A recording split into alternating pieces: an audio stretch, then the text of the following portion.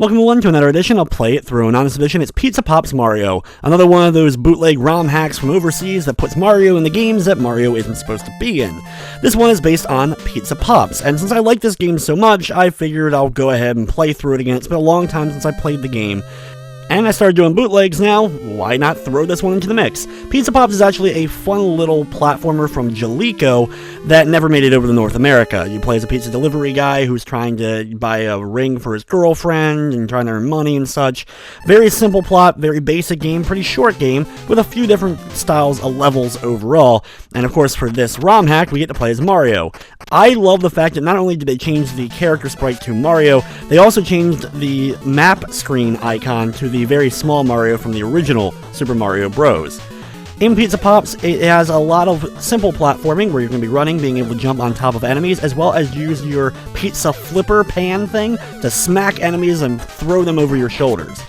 Just a little bit into the first level, we have a break where we have to defeat a number of cats by throwing them off screen using the pan, and then the boss guy, the enemy main guy that we're going to be dealing with throughout the whole game, runs away and we have to chase him down and find him for the second time in the level. Sometimes Mario, or the main character of Pizza Pop, will just kind of start doing some weird animations while walking. I don't know why this ends up happening. I've also noticed a weird glitch with this particular ROM hack. If I beat a level with full health and then finish the stage, the score at the end will just keep racking up and never stop racking up.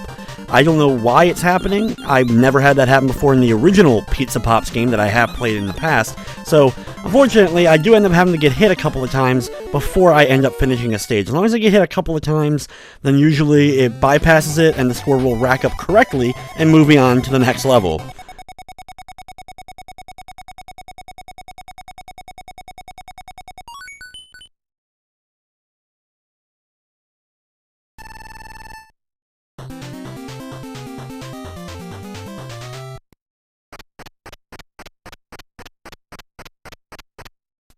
Level number 2 starts us off by climbing up this building and has a whole bunch of barrels coming down at us, so it's kind of fitting with Mario to be running away from and jumping over barrels. And as we're making our way up, you'll see like the enemy kind of throwing the barrels down at us, but right above him is even more barrels coming our way.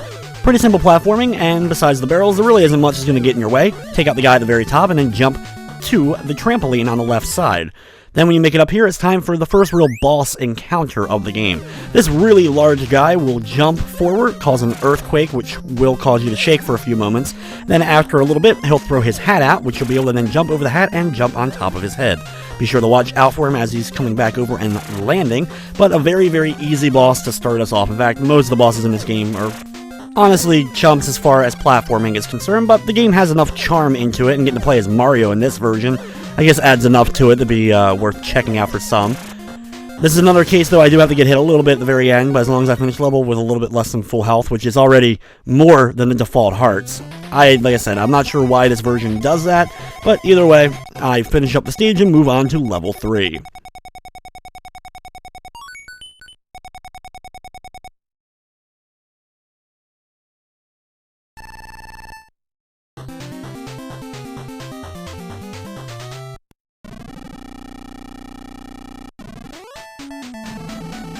Level number 3 starts us off on this little moped scooter-like thing that we'll have to jump over these barriers that are thrown out amongst the level, as well as we'll have ramps that we'll be able to hit. There's 3 planes pretty much to the area, so you'll be able to move up and down as well on the D-pad in order to avoid the enemy as well as the various gates that are coming your path.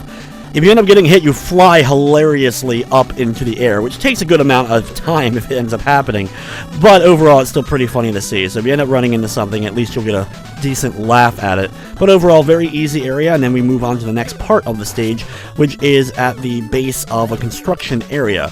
There's a few enemies along here, including some guys that are like digging up dirt, which you can sink in, so be careful.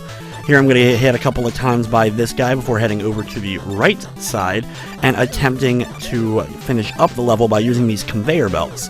You have to use the conveyor belts that will push and pull you, make some pretty tricky jumping. Honestly, could be the hardest set of platforming in the entire game right there. In the second area, though, you're going to run all the way over to the right and hit this on-off switch. Then the crane will come down, which you'll then be able to jump on. jump over them from the crane to the left side, landing on this conveyor belt and jumping to the upper left corner. And now the same crane will start moving in a diagonal-like pattern around, and this will allow you to get into the upper right corner and finish up the stage.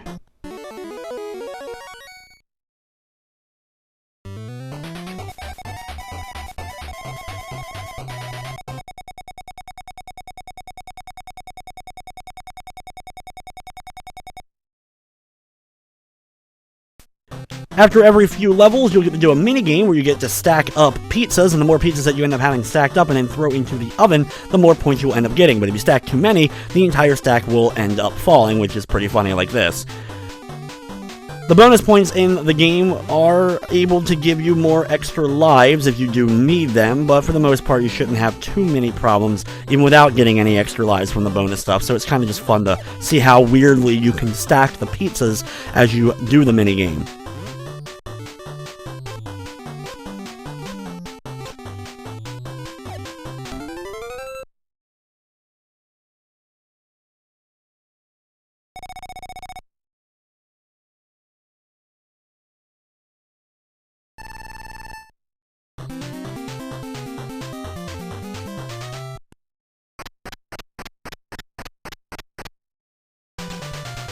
The next level is now on the kind of constructed building that's being made. We have to do some platforming on some of these hangars, as well as you have these guys with their jackhammers moving back and forth. We can bounce off the head of the one guy and get up here in order to continue platforming and jumping our way up to the top of the construction area. Once we get to the very top, we'll move on to the next part here. Here we have some more of those guys with the jackhammers and some pretty simple platforming, a few pits in between some of the platforms, so you have to be a little bit cautious, but overall jumping on enemies and being able to hit them works pretty well in this game. Even with this ROM hack, changing the sprite and such to Mario, it works pretty well. While traveling through the level, you'll come across those pea balloons. If you end up hitting them, you'll get random items such as things that will increase your score and bring back health and extra lives and the like. Overall, though, I usually just end up skipping them as I'm heading through. Over here to the right is the next boss, and this guy is probably the trickiest boss because of the way he ends up allowing you to hit him. Basically, he spins non-stop, but if you jump over to the right or away from him, he'll end up stopping his spin. If you stay above him on the platforms, he never stops spinning. So basically what you have to do is jump over him, get him to stop spinning, then running quickly and hit him a couple of times with your pan or flipper thing or whatever it is, and then repeat the process over again. If you stay up, like I said, he'll never stop spinning, but still a pretty simple fight, and once he's done, we're moving on to the next level.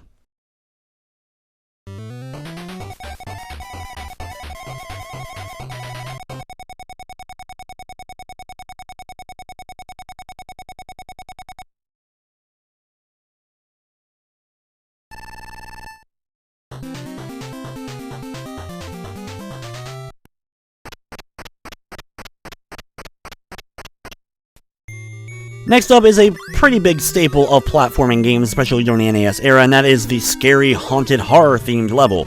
Here we have to do a little bit more tricky platforming than we're used to in this game by jumping on top of the ghost and actually able to get over one pit, and then a little bit past that, you're going to have to jump on the heads of these ghosts here in order to get the key above. If you don't get the key, you won't be able to open the door at the far right here and then go inside of the mansion, castle, or whatever it may be. The jack-o'-lanterns flying throughout this area are a bit annoying because you can't jump on their head as they're spinning around, so just avoid them. You can still, of course, jump on the regular purple ghost or pink ghost as you're heading through this area. I also love the amount of lightning that is going on outside. It's just a non-stop stream of lightning, which is pretty crazy. In the next area, we have more of the jack-o'-lantern pumpkins that are moving around, and a little bit into the level, the lights kind of come on for a second, and they kind of go on and off as we make our way through for a nice little effect. Right after that, though, it is time for the next boss, which is this Dracula vampire-like guy. When he ends up appearing, he has a very simple pattern overall that we're going to be dealing with. He'll fly up into the air and then swoop down to where you're standing. You quickly have to then jump on his head before he starts flapping his cape and trying to knock you away. One of the easiest bosses to get into a simple loop that you'll be able to just consistently jump on him. I have to, of course, get hit a couple of times just because I want to make sure I avoid that potential glitch. But overall, very easy, and once he's taken care of, we'll be moving on to the next level.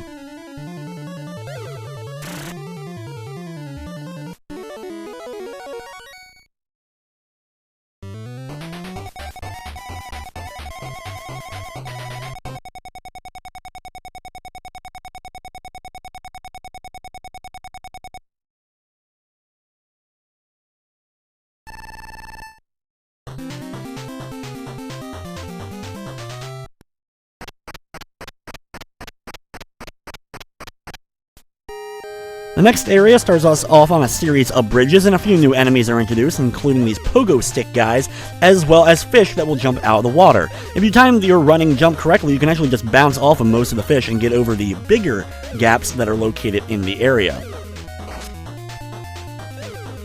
It won't be long before you finish up the area and get to jump on a jet ski and start to ride the waves.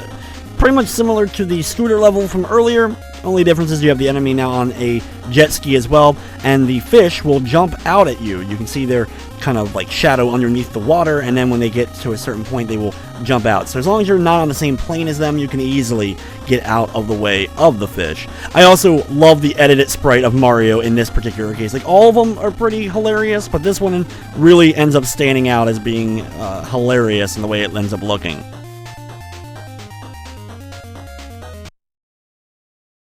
After the area, though, it's time for the next boss, and this is another one of the really easy ones. You have this dog, this giant dog, who throws out little other tiny dogs at you, and you just have to bounce on top of his head. In fact, a lot of times you can bounce on the dogs he throws out and immediately jump back onto his head. It only takes a few jumps and he'll go down and you'll move on to the next level.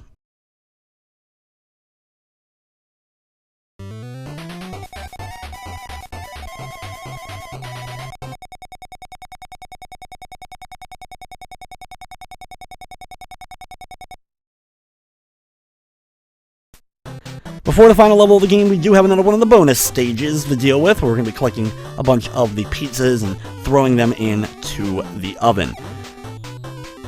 I really wish that this game had made it over to North America, the official version, because I do really like it, even though it is very simplistic. It's not really that difficult or whatever, but I guess maybe just the whole pizza aesthetic to everything. Between this game, the likes of Panic Restaurant, which did come here, just got really rare when it finally did come here because so few copies were made, and along with a game like Hammering Harry, I wish those titles had made it over from Japan and made them over to North America.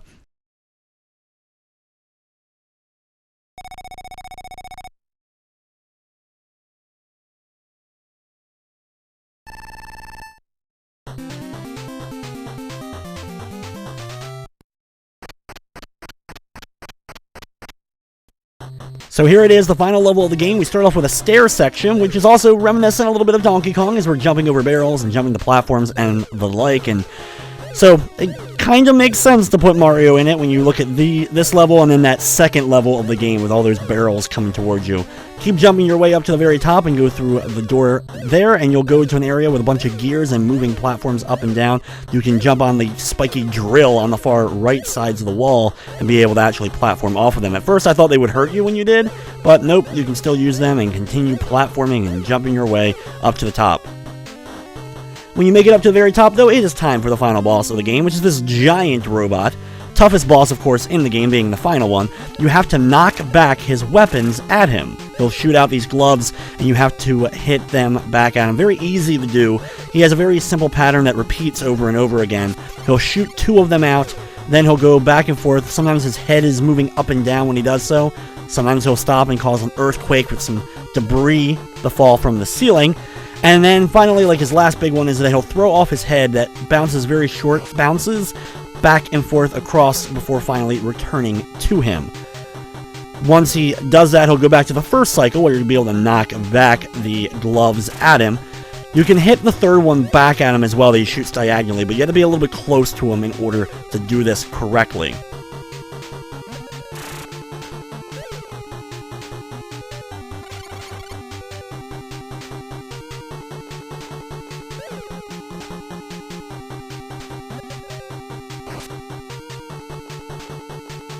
After dodging his bouncing head one more time, we just have a little bit left before we'll finally get another hit on him. If you actually hit him with the first of the diagonal shots like I didn't, you could already have him defeated. It takes only 6 hits to defeat the boss, and once he's done, you can sit back and enjoy the ending to Pizza Pop's Mario.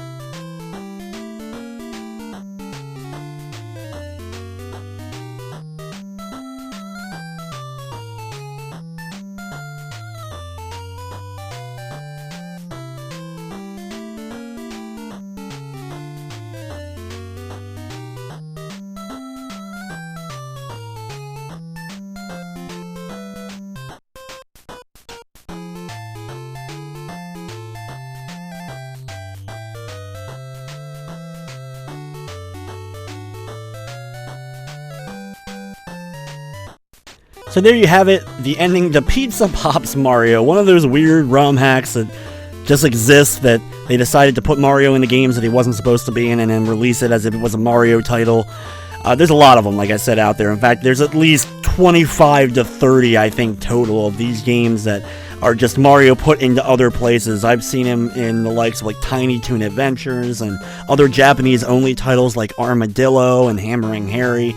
So there's a lot of them out there. I'll probably get to more of them as time goes and slowly put them into the channel and play through, especially for the ones that I really like the game anyway. It gives me more of just an excuse to actually go ahead and play these games again, since a lot of them I really do like, and some of which I haven't played for a long time.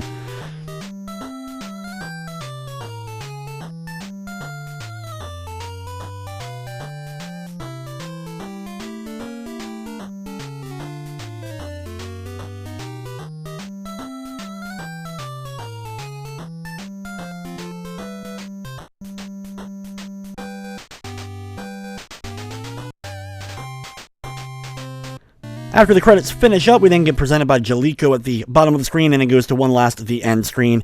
And there you go. There's Pizza Pops Mario. But with that, guys, it's going to wrap up this episode of Play It Through. I'd like to thank you for watching, and of course, I hope you enjoyed.